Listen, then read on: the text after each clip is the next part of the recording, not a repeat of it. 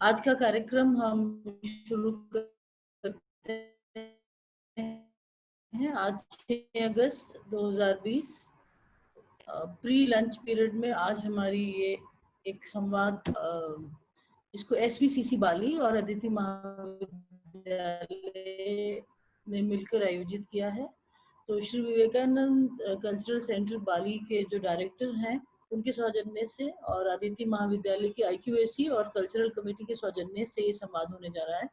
तो आज के इस कार्यक्रम में हमारी मुख्य वक्ता डॉक्टर उषा पुरी हैं, जो मुझे ये कहते हुए बहुत हर्ष हो रहा है, उनका यहाँ पर वेलकम करते हुए हर्ष हो रहा है और ये बताते हुए बहुत हर्ष हो रहा है कि वो हमारे कॉलेज की पहली और फाउंडर प्रिंसिपल थी।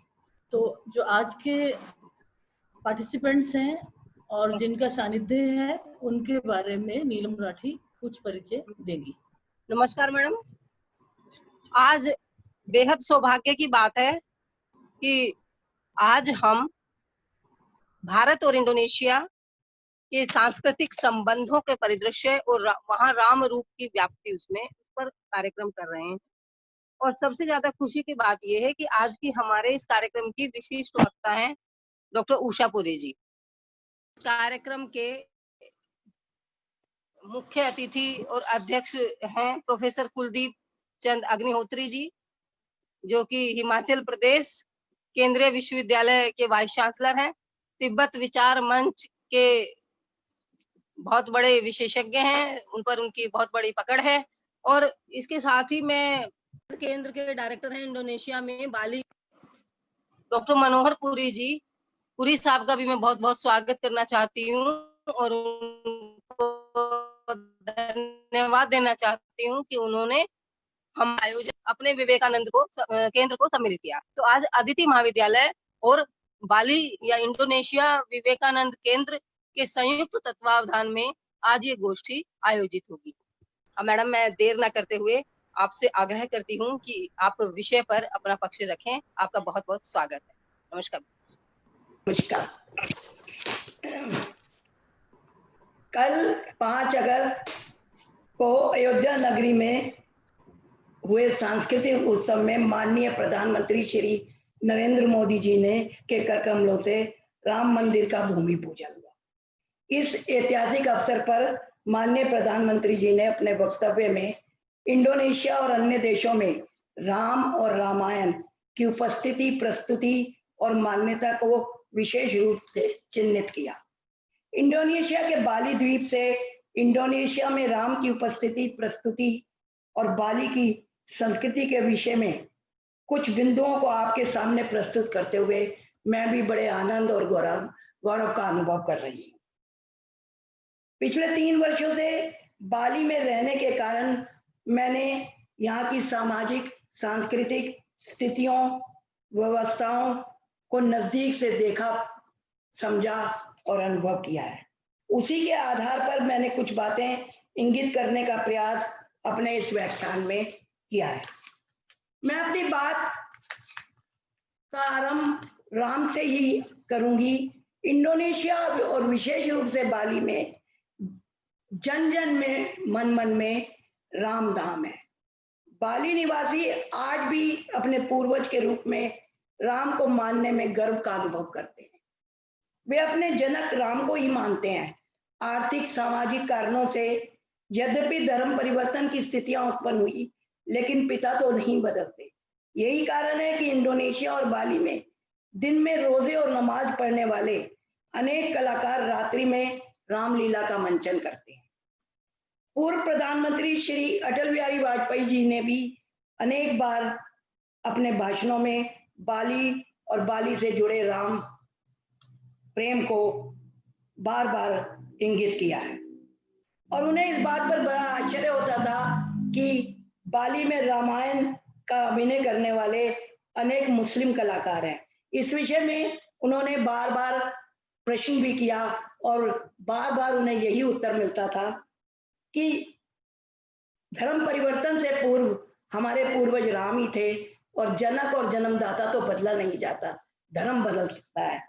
इसलिए आज भी उसी परंपरा के अंतर्गत रामलीला का मंचन बहुत से मुस्लिम कलाकार भी करते हैं।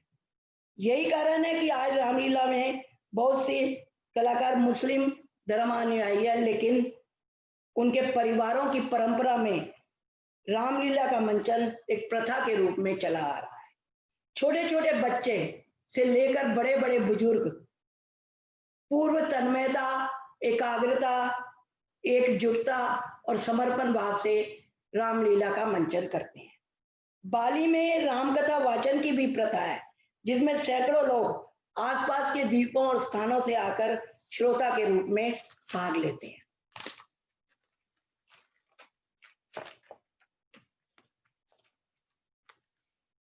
भारतवर्ष में तो रामलीला दशहरे के आसपास ही मंचित की जाती है, लेकिन बाली और सारे इंडोनेशिया में तो पूरे वर्ष इस प्रकार के मंचन विशेष रूप से किए जाते हैं। और पूरे वर्ष इस प्रकार के मंचन विशेष कार्यक्रमों में भिन्न भिन्न रूप में दिखाई पड़ते हैं। किसी भी गोष्ठी के कार्यक्रम में बीच में, आरंभ में, अंत में कहीं भी रामलीला का मंचन करने की प्रथा है। खुले मंचों, हॉल और थिएटरों में भी इस प्रकार रामलीला के मंचन की परंपरा है। साथ ही साथ समय समय पर किसी भी शुक्रवार, शनिवार, इतवार को किसी भी कला केंद्र में कला प्रदर्शनी के बीच में, आरंभ में, अंत में दर्शकों के सामने रामलीला के ये मंचन किए जाते हैं और दर्शक इसका आनंद लेकर उमंगित होकर राममय हो जाते हैं। बाली में इस प्रकार के मंचन के लिए दर्शक जुटाने नहीं पड़ते, बल्कि वे स्वयं आते हैं और लंबे लंबे नृत्य नाटिकाओं और रामलीला के मंचनों को बड़े आनंद से देखते हैं। ये बाली की संस्कृति की परंपरा की धरोहर है। बाली के पास ही योग्यकार्ता जावा में, जिसका स्थानीय अर्थ अयोध्या ही है, इंडोनेशिया एवं बाली में अनेक प्रकार की रामलीलाएं और राम प्रसंग होते हैं, लेकिन विशेष रूप से केकक रामायण, जिसका वो श्री नरेंद्र मोदी जी ने भी कल चिन्हित किया था, का मंचन विशेष रूप से किया जाता है, जिसमें बंदर की वेशभूषा में अभिनेता चक चक चक चक उच्चारण करते हुए बिना किसी संवाद के रामायण के किसी प्रसंग को लेकर रामलीला का मंचन करते हैं।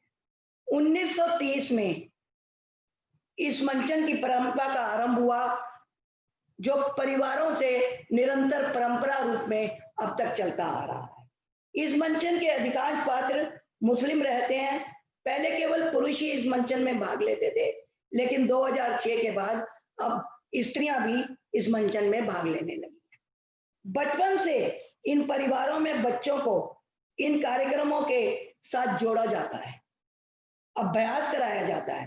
धीरे धीरे ये इस कला में पारंगत हो जाते हैं। चक चक चक चक की उच्चरित ध्वनि के साथ साथ राम प्रसंग, विशेष रूप से अशोक वाटिका प्रसंग, यहाँ आने वाले पर्यटकों को भी विशेष रूप से आकर्षित करता है।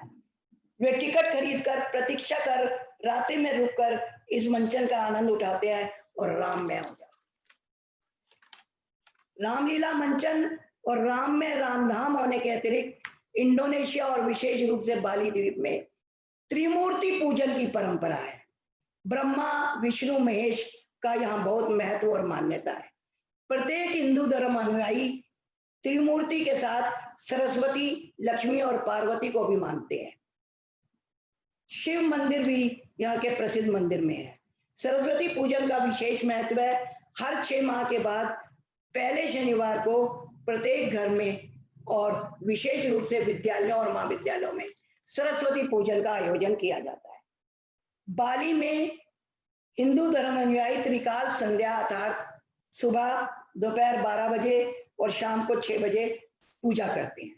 प्रत्येक हिंदू परिवार में विधि विधान और परंपरागत रूप में पूजा का विधान है, जिसका नियम पूर्वक पालन किया जाता है। अनेक घंटों तक लंबे विधि विधान में भी सभी परिवार के सदस्य सम्मिलित होते हैं। यद्यपि बाली में मूर्ति पूजा की परंपरा ना तो घरों में है और ना ही मंदिरों में, लेकिन प्रत्येक घर को बनाते समय घर का एक हिस्सा पूजा का स्थान मानकर रखा जाता है जहां पर विधि विधान से घर का कोई ना कोई सदस्य प्रत्येक दिन फूल, धूप, बत्ती और खाने का सामान रखकर पूजा का विधान पूरा करता है। पूजा चाहे घर में हो या मंदिर में, परंपरागत पारंपरिक वेशभूषा के पहनकर ही पूजा की जा सकती है। बिना पारंपरिक वेशभूषा के पूजा स्थल पर प्रवेश वर्जित है। गायत्री मंत्र, गणपति पूजन, भगवत गीता पठन पाठन और उच्चारण की बाली में एक लंबी परंपरा है। विवाह उत्सव, मृत्यु और अन्य धार्मिक अनुष्ठानों में समय समय पर इन मंत्रों का उच्चारण किया जाता है। इसीलिए बहुत से बाली वासियों को ये मंत्र कंठस्थ भी हैं। भाषा की दृष्टि से संस्कृत और हिंदी का प्रचलन बहुत कम है। यहाँ का युवा वर्ग अंग्रेजी सीखने में प्रति तो रुचि दिखाता है, लेकिन वह भी कम। मूलतः भाषा इंडोनेशिया के माध्यम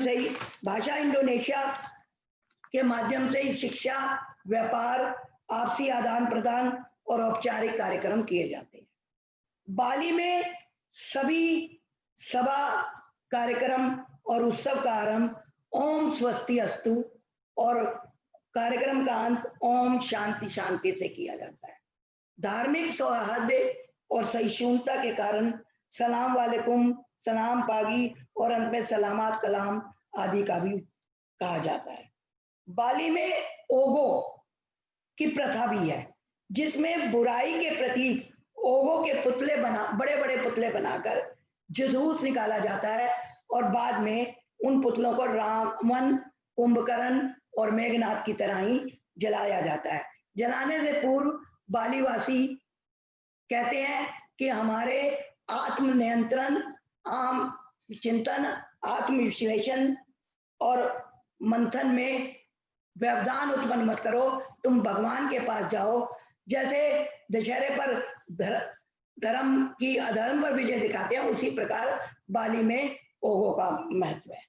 हमारे जीवन में व्यवधान उतरने वाले इन सब। और ओगो के अगले दिन नेपी होता है।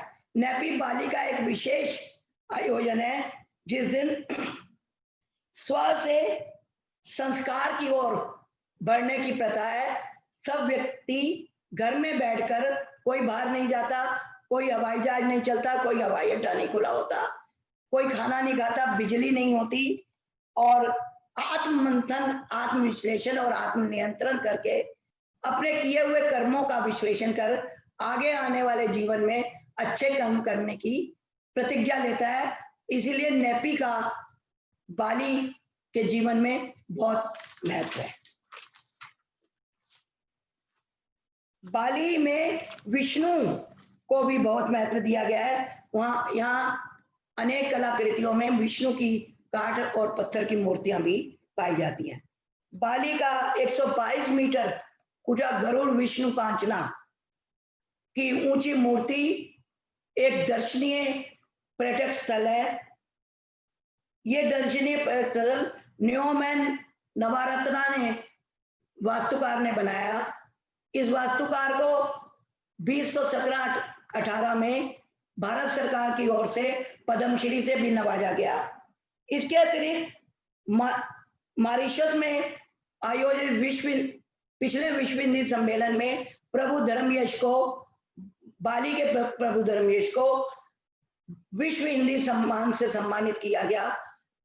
प्रभु धर्मयश ने भगवत गीता, हितोपदेश और पंचतंत्र की कहानियों का भाषा इंडोनेशिया में अनुवाद कर बाली की संस्कृति और इंडोनेशिया की संस्कृति के जन जन में, मन मन में भारतीय संस्कृति को पहुंचाने का वृहत कार्य भाषा इंडोनेशिया के माध्यम से किया। इस वर्ष भी श्री इंदिरा उद्यान को 2019-20 का पद्मश्री अवार्ड घोषित किया गया है। ये बाली की समृद्ध सांस्कृतिक सामाजिक धरोहर का ही परिणाम है कि इस प्रकार भारत सरकार समय समय पर इनको सम्मानित और पद्मश्री अवार्ड से घोषित करती रही है। बाली नेपी के अतिरिक्त बाली के हिंदुओं के दो महत्वपूर्ण त्योहार, धार्मिक आयोजन गानूनगन और कुनीनगन भी हैं, जो 210 दिन के बाद वर्ष में 2 बार आती हैं। इन दिनों बाली वासी धर्म के कार्य के लिए प्रेरित करने और अधर्म से बचाने के लिए ईश्वर को धन्यवाद देते हैं। गानूनगन में ईश्वर को बुरे कार्य से रोकने और धर्म का कार्य करने के लिए धन्यवाद दिया जाता है, और कुनीनगन में ईश्वर को खाना देने और अन्य आवश्यक सामान देने के लिए धन्यवाद दिया जाता है। बातिक कला जो आज हिंदुस्तान में भी प्रचलित है, भारतवर्ष में भी प्रचलित है, यहाँ की प्रसिद्ध कला है, कपड़ों पर की जाने वाली कला है। और ऐसा कहा जाता है कि श्री रविन्द्रनाथ ठाकुर जी बातिक को यहाँ से पुनः भारतवर्ष में ले गए, जो बहुत वर्षों पहले लुप्त हो गई थी। और यहाँ पर विशेष आयोजनों में बातिक की पोशाक पहनना अच्छा माना जाता है, फैशन माना जाता है। यहाँ योग का बहुत प्रचलन है, योगाभ्यास, जॉगिंग, सैर करने का बहुत प्रचलन है। बड़े बड़े अंतरराष्ट्रीय योग सम्मेलन किए जाते हैं और शारीरिक परिश्रम के प्रति लोग बहुत जागरूक हैं। बाली का सामाजिक सांस्कृतिक ढांचा आधुनिकता और परंपरा का सामंजस्य कहा जा सकता है। वेशभूषा आदि में आधुनिकता एवं पाश्चात्य प्रभाव है, लेकिन सांस्कृतिक धरोहर, धार्मिक अनुष्ठान में परंपरागत मान्यताओं प्रभावी हैं। मंदिरों और झीलों से परिपूर्ण सांस्कृतिक परंपराओं की धरोहर को समेटे ओतप्रोत धार्मिक सहिष्णुता का सुंदर दर्शनीय पर्यटक स्थल बाली है। यहाँ आकर पर्यटक आनंद और उमंग भर कर राममय हो जाते हैं। धन्यवाद। ओम शांति। तो मैं डॉक्टर पुरी का धन्यवाद देना चाहूँगी कि उन्होंने हमें एक पूरा सांस्कृतिक चित्र दिया बाली का, और हमें हमारी जो संस्कृतियाँ हैं इनकी कॉमनैलिटी के बारे में एक परिदृश्य दिया, और राम की व्याप्ति के बारे में आज एक हमें चित्र दिया। अब मैं चाहती हूँ कि इंडोनेशिया विवेकानंद केंद्र के जो डायरेक्टर हैं मनोहर पुरी जी, वो हमारे बीच में हैं, तो वो वहाँ के केंद्र के विषय में कुछ जो चीजें हैं वहाँ की कुछ अमूल्य उनके कार्य हैं, उनसे थोड़ा हमारा परिचय कराएं, हमारे श्रोताओं का परिचय कराएं। सर, आपका बहुत बहुत स्वागत है। नमस्कार। मैं मनोहर पुरी गत 3 वर्षों से स्वामी विवेकानंद कल्चर सेंटर के निदेशक के रूप में यहाँ पर कार्यरत हूँ।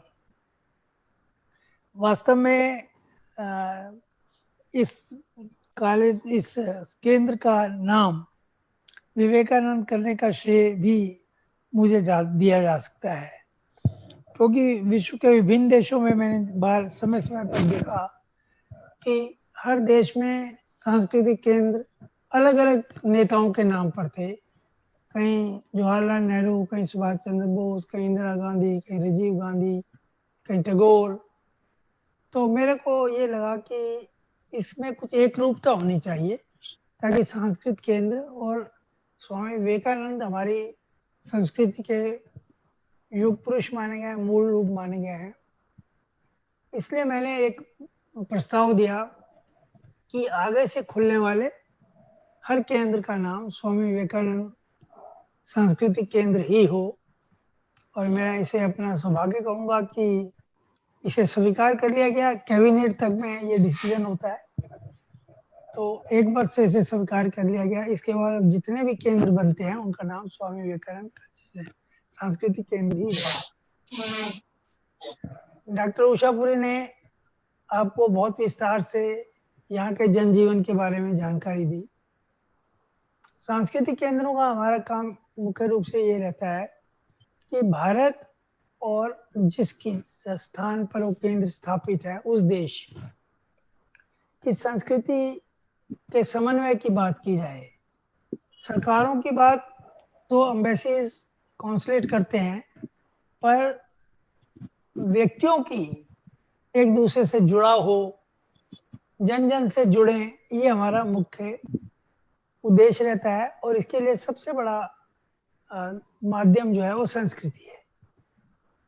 बाली में मुझे इस बात का सौभाग्य है कि यहाँ ये बाली जो है भारतीय संस्कृति के बहुत समीप है, इसलिए यहाँ पर काम करने में थोड़ा और आनंद आता है। ये लोग हमारी वर्ण व्यवस्था से भी जुड़े रहे बहुत समय तक। आपको जान के आश्चर्य होगा कि पहले ये लोग मनुष्य के हिसाब से वर्ण व्यवस्था में विश्वास करते थे, जन्म से नहीं करते थे। यदि कोई अध्यापक है या कोई ब्राह्मण है तो वो ब्राह्मण कहलाता था। जब वो अध्यापक अगर मेंबर पार्लियामेंट हो जाता था तो क्षत्रिय हो जाता था, और यदि वो सरकार की नौकरी में आ जाता था तो वो शूद्र हो जाता था। भारत के लोग धीरे धीरे अब ये बात खत्म होती जा रही है यहाँ भी, और अब यहाँ पर भी जन्म से, ये कर्म से नहीं, जन्म से वो माना जाने लगा है। फिर भी यहाँ आज भी मंदिरों में आना जाना, उसकी सेवा करना, मंदिरों में मूर्तियां तो नहीं होती, और साफ सफाई इत्यादि का जो कार्यक्रम है वो शूद्र का ही है, क्योंकि उनका कहना है कि शूद्रों का काम सेवा करना है। ब्राह्मण उस वक्त आते हैं जब कोई विशेष उपदेश देना होता है, कोई वाचन करना होता है, या कुछ विशेष समारोह होता है। अदरवाइज मंदिरों की देख रेख सब शूद्र लोग ही करते हैं। हम लोग यहाँ पर इसलिए आए कि हमने यहाँ पर डांस की, नृत्य की शिक्षा देते हैं, भारतीय क्लासिकल डांस सिखाते हैं। और बाली का जो डांस है वो आजकल हमारे जो उड़ीसा के डांस है, ओडिसी, उसके काफी मिलता जुलता है, क्योंकि ऐसा विश्वास किया जाता है कि बाली के जो मूल लोग थे वो उड़ीसा से यहाँ आए थे। इसलिए आज भी उड़ीसा में प्रतिवर्ष एक बाली यात्रा होती है। इसमें बाली के उड़ीसा के लाखों लोग सागर तट पर आकर बाली की तरफ मुंह करके दीपक जला के छोड़ते हैं, ये हमारे पूर्वजों की तरफ जा रहे हैं। तो बाली यात्रा बहुत बड़ी यात्रा, उनका उत्सव है वार्षिक, वो उत्सव मनाते हैं।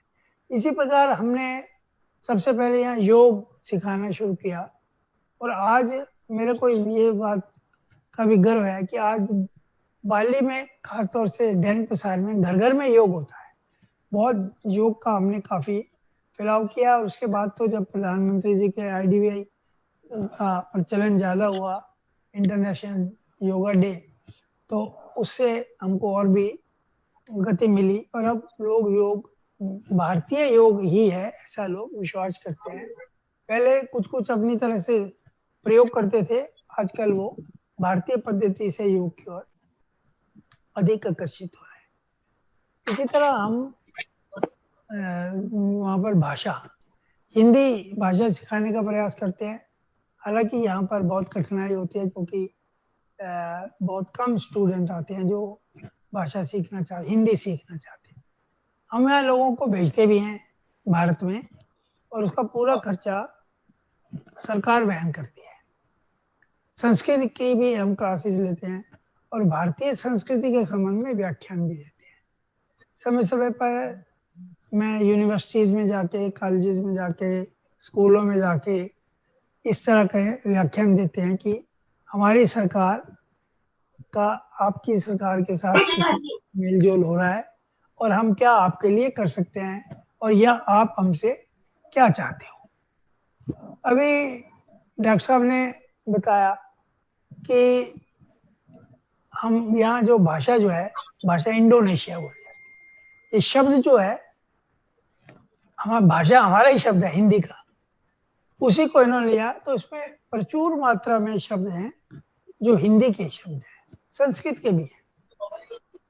यहाँ की चित्रकला, ये यहाँ के लोग जो हैं चित्रकार, बहुत अच्छे चित्रकार हैं, और इनकी संस्कृति चित्रकार कला में जुड़ती है। और रामायण से संबंध चित्र और मूर्तियां भरी पड़ी है। जगह जगह चौराहों पर मैं आपको कुछ चित्र दिखाऊंगा, तो कितने सुंदर मूर्तियां आप देखें रामायण से और महाभारत से संबंधित जगह जगह। हालांकि मंदिर में मूर्तियां, क्योंकि राष्ट्रीय सरकार का उस तरह मुस्लिम, विश्व का सबसे बड़ा मुस्लिम देश है, इसलिए यहाँ मंदिर में मूर्तियां नहीं रखी जाती, पर हर चौराहे पे मूर्ति लगी है और वो मूर्ति उसमें लगी है। ये लोग वेद को भी मानते हैं, गीता को, रामायण को। ये वेद का इन लोगों ने ट्रांसलेशन कर रखा है। हम लोग वेदों की प्रतियां भी बांटते हैं, तो ताकि वेद,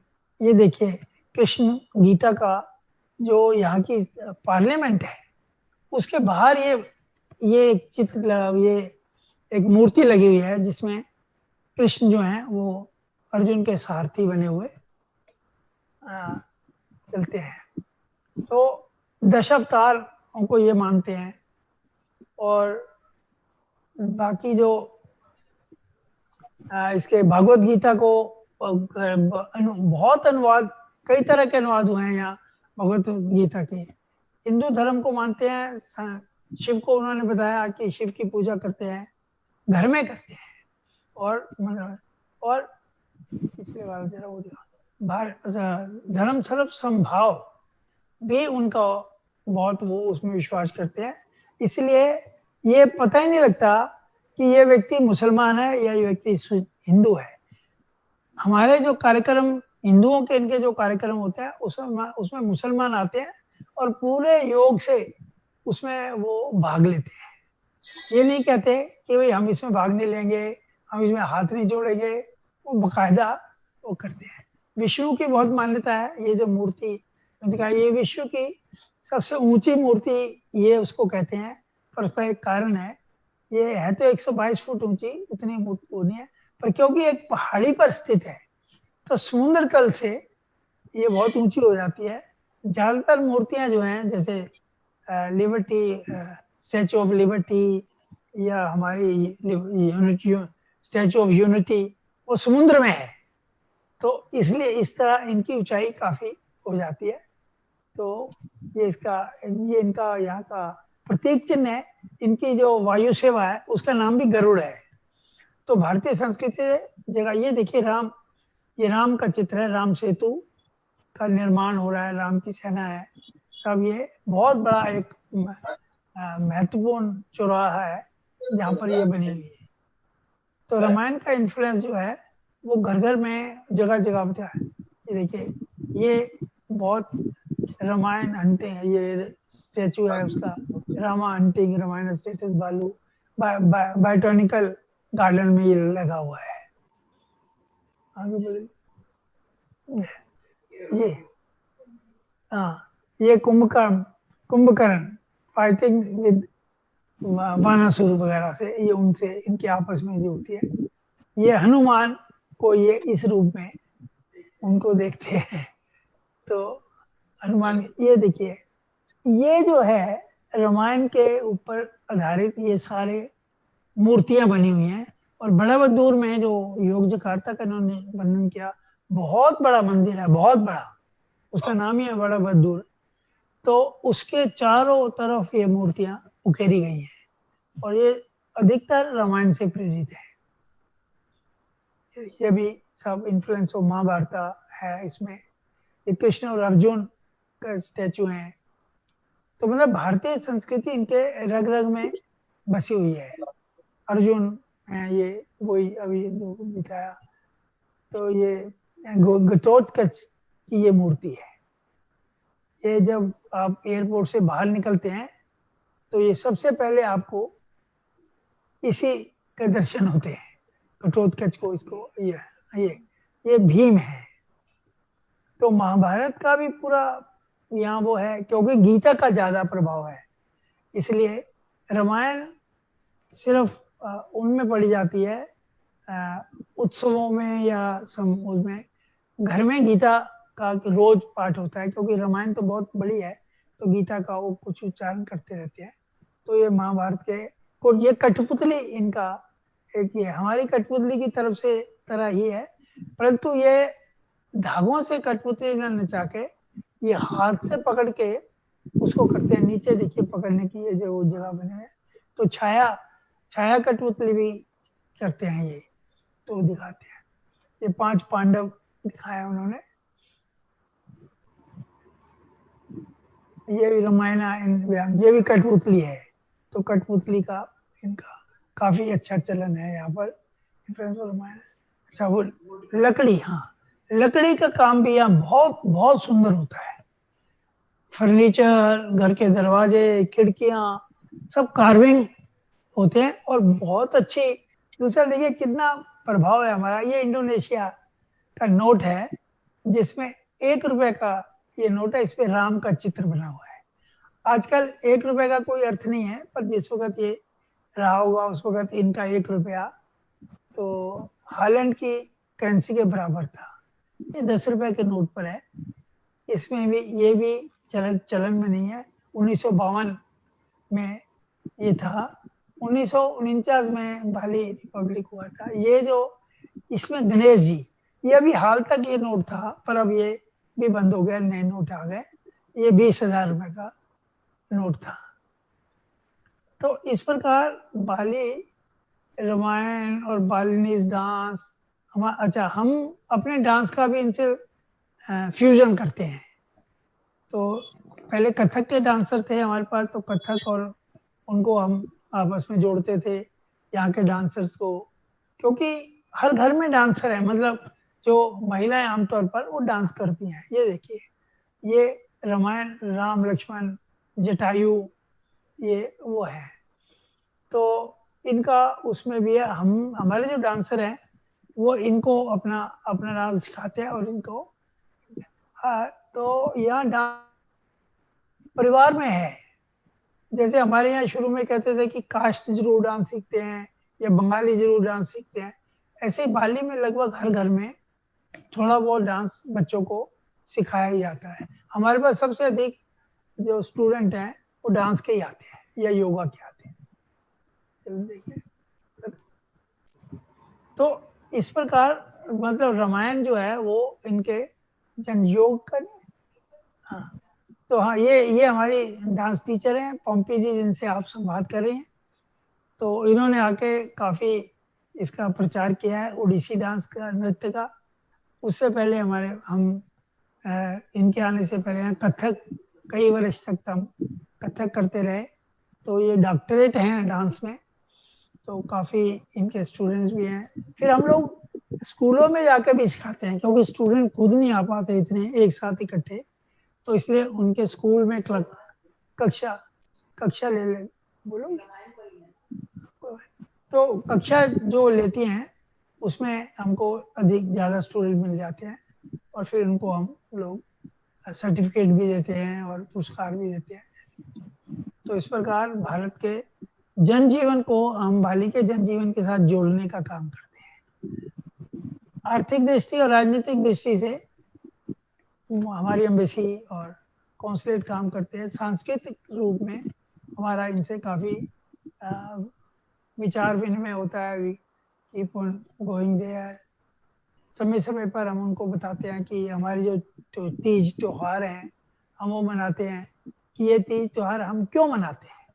वो लोग हमारे त्योहार जानते तो हैं, होली जानते तो हैं, बहुत वो उसकी में मस्ती करते हैं, पर क्यों मनाते थे ये हमने उनको बताना शुरू किया कि होली क्यों मनाते हैं। अभी हमने रक्षाबंधन शुरू किया, ये योग दे। अब ये देखिए इनके जो स्टेज कितने जबरदस्त है, पीछे ही इनका इस तरह के अनेकों हाल हैं यहाँ बाली में।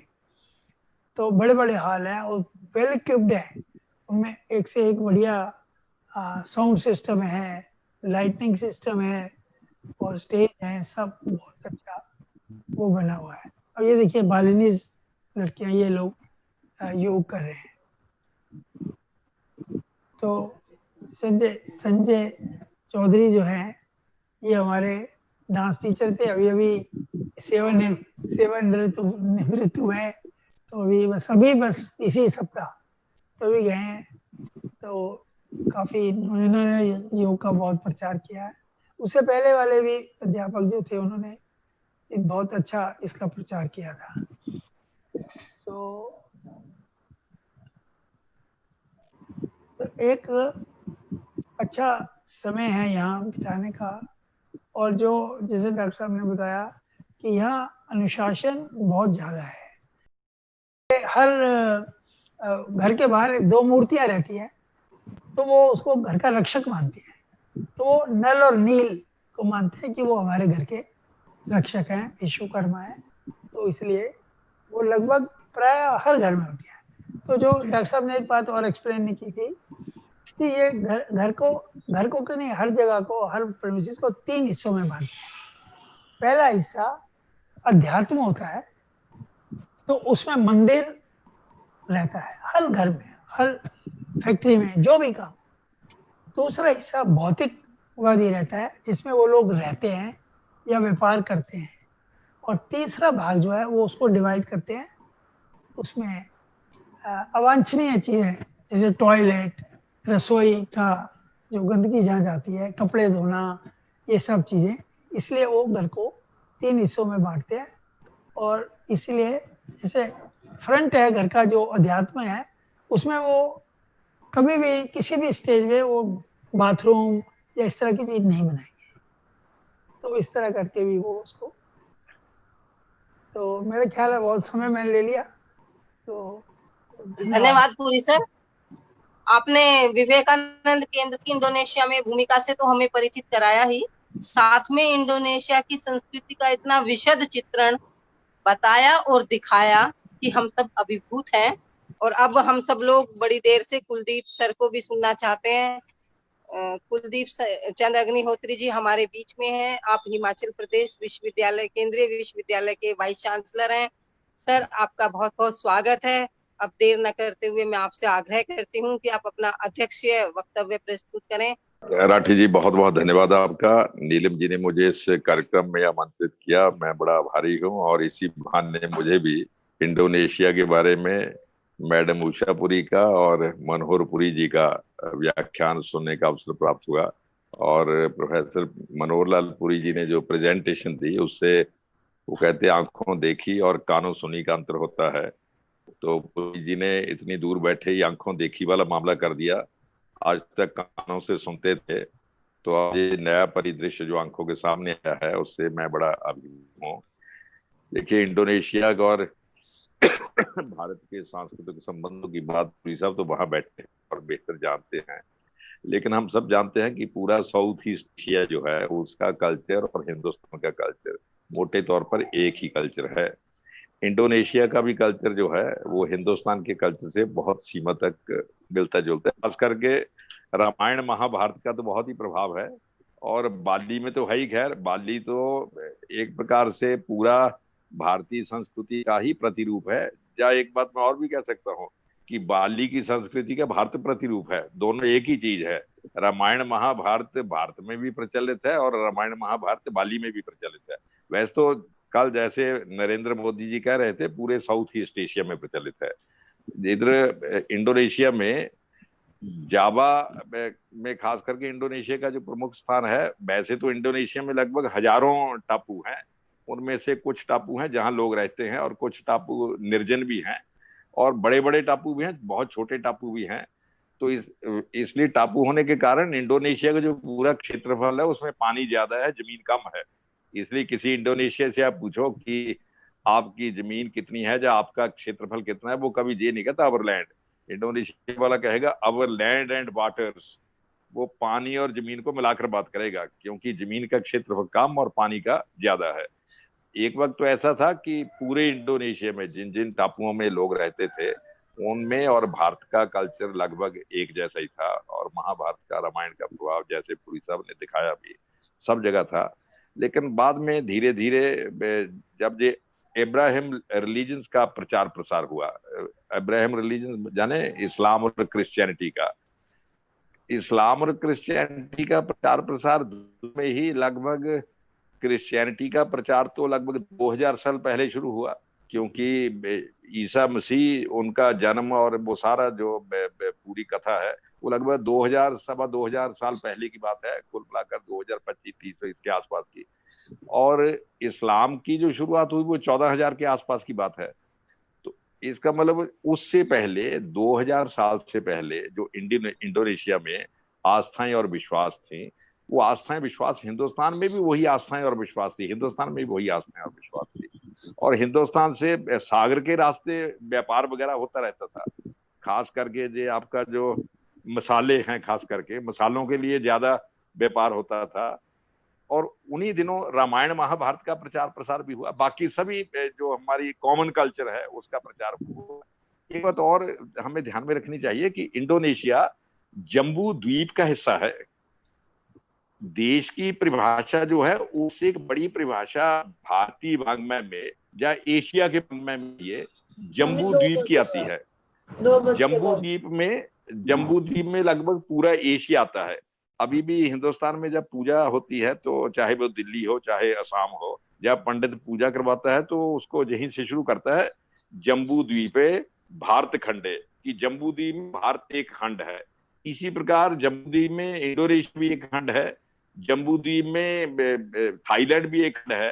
पूरा एशिया जो है वो जम्बू द्वीप माना जाता है। तो जम्बू द्वीप का कल्चर एक है, जियोग्राफिकल एंटिटी तो जो है ही है, कल्चर एक है।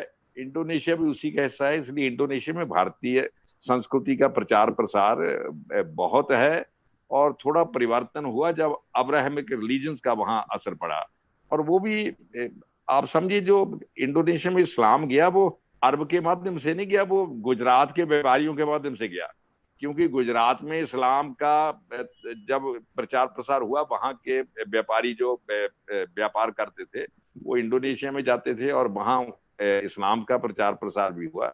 लेकिन जो बड़ी खूबी है जिसकी ओर शायद पुरी जी ने भी इंगित किया है, इंडोनेशिया में इस्लाम का प्रचार प्रसार जो हुआ वो, क्योंकि इंडोनेशिया जी हेट्रोजीनियस कंट्री और एथनिक ग्रुप्स वहां लगभग 300 के लगभग एथनिक ग्रुप हैं, तो इस्लाम का जो प्रचार प्रसार हुआ उसमें एक नई चीज जुड़ गई, बस इतना ही। इसलिए अभी भी बहुत से विद्वान कहते हैं कि इंडोनेशिया में जो इस्लाम का प्रभाव है, they are only Muslims on paper.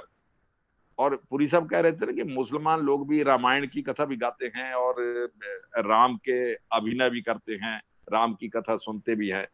तो उसमें डाइकोटमी नहीं है कि हमने इस्लाम को स्वीकार किया है तो हमने पुराना अपना कल्चर छोड़ दिया है। वो सिंथेसिस है, एक प्रकार से संश्लेषण है। और मैं इसमें एक और बात जोड़ना चाहूंगा, इंडोनेशिया बेस्ट एग्जाम्पल है जिसमें वहां के हिंदू बौद्ध जो प्रभाव थे या हिंदू बौद्ध आस्थाएं थी, उनका इस्लाम से सिंथेसिस हुआ, संश्लेषण हुआ है।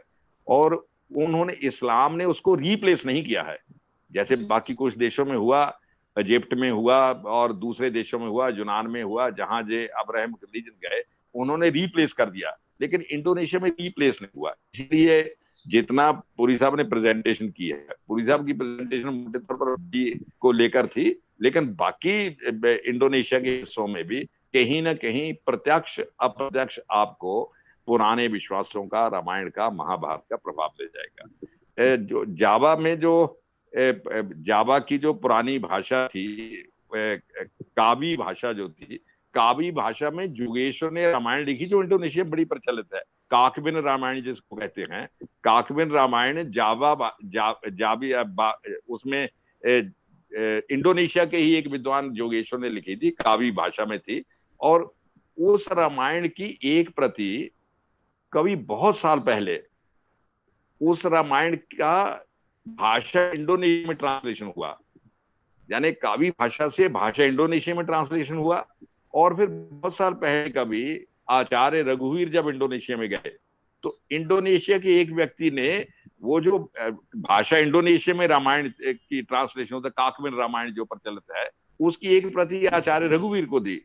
आचार्य रघुवीर वो दिल्ली में लेकर आए और आचार्य रघुवीर ने उसकी एक प्रति, उसका बाद में हिंदी अनुवाद हुआ, पालीवाल ने किया और विराज राजेंद्र मिश्रा ने किया, वो भाषा इंडोनेशिया से अनुवाद किया था। लेकिन रामायण जो है उनकी जो लोक भाषाएं कह लीजिए, डायलेक्ट कह लीजिए, उसमें भी रामायण बहुत प्रचलित है। एक बात पुरी साहब ने बड़ी मैं समझता हूँ मेरे लिए भी नई बात थी, इंडोनेशिया के बहुत से हिस्सों में, बाली उसमें एक है, बहुत से हिस्सों में वर्ण व्यवस्था प्रचलित है। जैसे पुरी साहब ने बताया, भी मैडम उषा पुरी ने भी कहा कि ब्राह्मण है और उसके बाद क्षत्रिय है, उसके बाद वैश्य है, उसके बाद शूद्र है। लेकिन उस प्रकार की रिजिडिटी जैसे हिंदुस्तान में स्थापित हो गई, क्योंकि शुरू में तो हिंदुस्तान में भी उस प्रकार की रिजिडिटी नहीं थी। बाबा साहब अम्बेडकर ने बार बार इसका जिक्र किया है कि शुरू में रिजिडिटी नहीं थी, शुरू में काम पर ही आधारित थे, लेकिन धीरे धीरे काल प्रभाव में आकर रिजिडिटी बन गई और जो ब्राह्मण है वो ब्राह्मण ही बस रहेगा, और जो क्षत्रिय है वो क्षत्रिय रहेगा। लेकिन इंडोनेशिया में शूद्र नेगेटिव सेंस में नहीं है। अभी पुरी साहब ने बताया ना कि जो सरकारी कर्मचारी है उसको शूद्र माना जाता है। अब ये जो व्याख्या इंडोनेशिया वाली व्याख्या हिंदुस्तान में यदि बता दी जाए तो जहां तूफान खड़ा हो जाए। कि जितने आईएएस ऑफिसर हैं, जितने आईपीएस ऑफिसर हैं, ये तो सब शूद्र की श्रेणी में आ जाएंगे, और अभी ये ब्राह्मण की श्रेणी में मानते हैं। इंडोनेशिया में वैसे इसका एक पंजाब में भी एक मुहावरा इस प्रकार का है, उत्तम खेती, मध्य व्यापार, नीच चाकरी। कि भाई सबसे श्रेष्ठ तो है कृषि कार्य करना, और उससे दूसरे दोयम दर्जे का है क्या नाम, व्यापार करना, बिजनेस करना, और तीसरा काम है चाकरी। अब चाकरी शब्द को आप अंग्रेजी में चाहे कह दीजिए गवर्नमेंट सर्विस या private service, top service, bottom service, जो मर्जी उसका अर्थ निकालिए, लेकिन पुरी साहब ने जैसे संकेत किया कि इंडोनेशिया में चाकरी का मतलब चाहे सरकारी चाकरी है चाहे गैर सरकारी चाकरी है, वो शूद्र माना जाता है। लेकिन अभी रियलिटी शायद इंडोनेशिया में भी, जैसे इन्होंने कहा, आ रही है। इंडोनेशिया में एक और विश्वास बड़ा जबरदस्त है, वो केवल बाली में नहीं, दूसरे स्थानों पर भी। इंडोनेशिया जो जावा का तो वैसे मूल नाम अयोध्या ही था, जो उच्चारण से बिगड़ कर आज जावा बन गया। तो उस एक प्रकार समझिए इंडोनेशिया में मूल विश्वास ब्रह्मा विष्णु महेश को लेकर है, ट्रिनिटी को लेकर। हमारे जहां हिंदुस्तान में कहते हैं कि भाई एक संसार को बनाता है और एक उसका पालन करता है और तीसरा उसका संहार करता है। ये ब्रह्मा विष्णु महेश का कंसेप्ट आपको इंडोनेशिया में मिलेगा। हर इंडोनेशिया की एक इच्छा और होती है, मोक्ष की प्राप्ति। अब हिंदुस्तान के लोगों ने तो शायद मोक्ष की प्राप्ति की इच्छा त्याग दी है, लेकिन इंडोनेशिया वाले अभी भी किसी इंडोनेशियाई के व्यक्ति के मन में जो अंतिम इच्छा रहती है कि मुझे मोक्ष की प्राप्ति हो। ये जो कंसेप्ट है, देखिए, एक है अवधारणा, एक है उसका व्यवहारिक रूप। ये इंडोनेशिया में जगह जगह दिखाई देते, खास करके बाली में। ये हनुमान है, ये राम है, ये सीता है, ये कृष्ण है।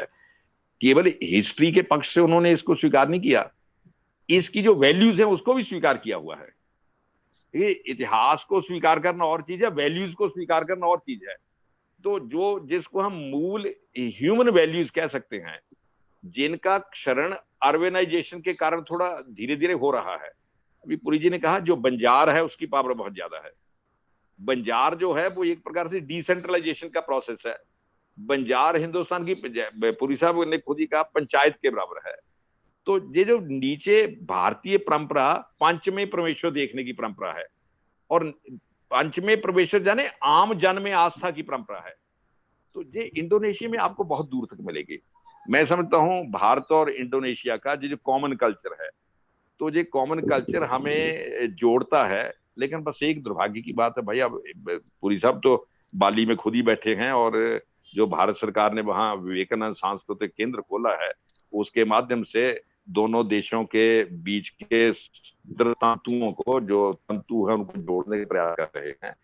भारत ने शायद अपनी इस पूरी सांस्कृतिक विरासत को रिजेक्ट कर दिया है, क्योंकि जो इंडोनेशिया में पार्लियामेंट संसद भवन के सामने भगवान कृष्ण रथ पर और अर्जुन रथ पर और कृष्ण सारथी हैं। जो थाईलैंड में एयरपोर्ट पर सागर मंथन का चित्र है, यदि हिंदुस्तान के एयरपोर्ट पर लगा दिया जाए तो तूफान खड़ा हो जाए कि ये तो सांप्रदायिकता हो गई, कि ये तो गड़बड़ हो गई। हनुमान जी की मूर्ति या सरस्वती की मूर्ति कहीं यूनिवर्सिटी में लगा दी जाए तो तूफान खड़ा हो जाएगा, ये तो सांप्रदायिकता हो गई। हिंदुस्तान, इसलिए हमारा जो ट्रेजेडी है वो ये है कि किसी ने इसको बहुत सुंदर शब्दों में अभिव्यक्त किया है, India is only country in the world which rejected her culture officially.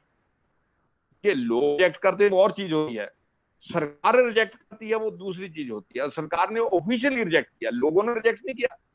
लोग तो अभी भी, मोहम्मद इकबाल ने कहा ना कि हिंदुस्तान के लोग राम को इमाम मानते हैं। एक और मुसलमान कवि ने कहा हुआ है, भगवान कृष्ण को नाम लेकर, उन्होंने कहा, हिंदू के नाथ हो तो हमारा कोई दावा नहीं, जगत के नाथ हो तो हमारी सुध लीजिए। हिंदुस्तान के जो कन्वर्टेड लोग भी हैं उन्होंने अपने कल्चर को रिजेक्ट किया, लेकिन गवर्नमेंट ने कल्चर को रिजेक्ट कर दिया। अब जो इंडिया में प्रोसेस शुरू हुआ है वो गवर्नमेंट अपने कल्चर के साथ अपने आप को जोड़ने की कोशिश कर रही है। इंडोनेशिया के लोगों ने पहले ही से जोड़ा हुआ है, इसलिए मैं समझता हूं पूरे साउथ ईस्ट एशिया के साथ, केवल इंडोनेशिया की बात नहीं, पूरे साउथ ईस्ट एशिया के साथ अब एक नए संबंधों का सूत्रपात होगा। और प्रिय मित्रों, जो सांस्कृतिक संबंध होते हैं वो बहुत दूर तक चलते हैं। आर्थिक संबंध, पॉलिटिकल संबंध सब टूट फूट जाते हैं। कभी आर्थिक संबंधों में गड़बड़ी होती तो लोग दूर हो जाते हैं, लेकिन सांस्कृतिक संबंध आर्थिक संबंधों पर डिपेंड नहीं करते। इसलिए जो नया युग शुरू हुआ है, और शायद मोदी जी ने कल इसका संकेत भी किया अपने भाषण में, उन्होंने कहा ये जो राम मंदिर का भूमि पूजन हुआ है ये आधुनिक युग में जाने की शुरुआत है। इसका मतलब ये नहीं कि उससे पहले हम आधुनिक युग में नहीं थे, हम कोई मध्य युग में तो नहीं जी रहे थे। इसका अर्थ ये है कि हम अपने पास्ट से जुड़कर, लेकिन वहां रुक कर नहीं, जुड़ना और चीज होती है, रुकना और चीज होती है। हम अपने पास्ट से जुड़कर, क्योंकि अभी तक हम अपने पास्ट से नहीं जुड़े हुए थे और हम शून्य में लटक रहे थे, और जो आदमी शून्य में लटकता है उसकी हशर खराब होता है। अब मोदी जी ने कहा हम अपने पास्ट से जुड़ेंगे और आधुनिक युग में प्रवेश करेंगे। उसको भी थोड़ा, अभी हम आधुनिक युग में ब्रिटिश इंपीरियलिज्म के पाश्चात्य रास्ते पर चलकर आधुनिक युग में जा रहे थे। अब मोदी जी ने कहा है कि हम इस राम मंदिर के शिलान्यास से, राम तो एक प्रतीक है, राम मंदिर के शिलान्यास जाने अपना पूरा इंडियन कल्चर जो है, इंडियन इथॉस है, जिसकी पुरी साहब ने, शायद मैडम उषा पुरी ने इथॉस की चर्चा की, हमारा जो टोटल इथॉस है उससे हम जुड़कर आधुनिक युग में, यानी हम भारतीय सांस्कृतिक आधार पर आधुनिक युग में प्रवेश करेंगे, पाश्चात्य मूल्यों के आधार पर आधुनिक युग में नहीं जाएंगे। हमारी ये नई यात्रा शुरू हुई है। इस नई यात्रा में ये पूरा साउथ ईस्ट एशिया जो है ये हमारा नेचुरल अलाई है, ये हमारा प्राकृतिक एलाई है, क्योंकि इसकी संस्कृति और हमारी संस्कृति एक है। तो मुझे लगता है आज कल 5 अगस्त को मोदी जी ने संकल्प लिया कि हम इस भारतीय संस्कृति से जुड़कर और आधुनिक युग में प्रवेश करेंगे, और आज भाई अदिति महाविद्यालय ने उसको आगे बढ़ा दिया और पुरी साहब को बिठा दिया कि साहब इंडोनेशिया को तो दिखाई दो, इंडोनेशिया में क्या स्थिति है।